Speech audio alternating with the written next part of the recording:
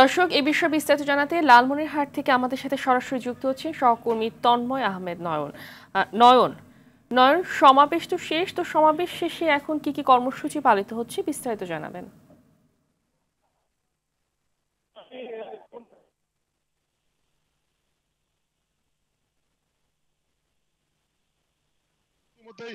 প্রধান অতিথির বক্তব্য রেখেছেন। তিনি প্রধান অতিথির বক্তব্যে বলেছেন যে তিস্তার পানির ন্যায্য হিস্যা যদি দ্রুত সময়ের মধ্যে না হয় তাহলে কিন্তু আন্তর্জাতিক এবং জাতিসংঘ থেকে শুরু করে দেশীয় এবং আন্তর্জাতিক মহলে তিস্তার পানি নিয়ে কিন্তু তারা কথা বলবেন, এই ইঙ্গিত কিন্তু তারা দিয়েছেন। আমরা এই মুহূর্তে যে কর্মসূচিটি চলছে এই তিস্তার পারে কিন্তু হাজার হাজার মানুষ কিন্তু এই মশাল নিয়ে দাঁড়িয়ে আছে।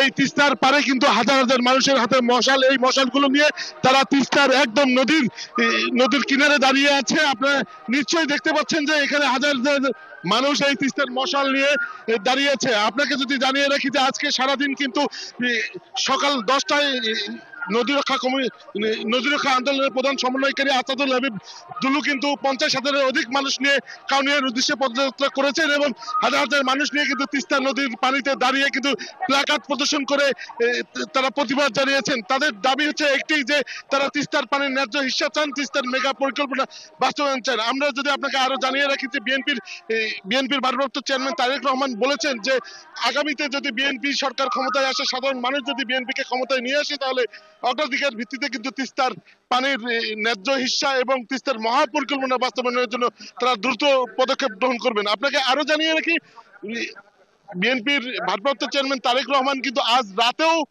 ভার্চুয়ালি ভাবে সংযুক্ত থাকার সম্ভাবনা রয়েছে তিস্তা পারের মানুষের দুঃখ দুর্দশার কথা শোনার জন্য।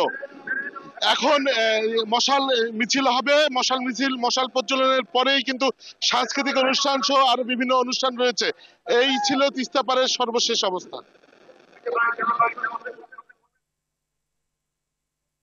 ধন্যবাদ আপনাকে।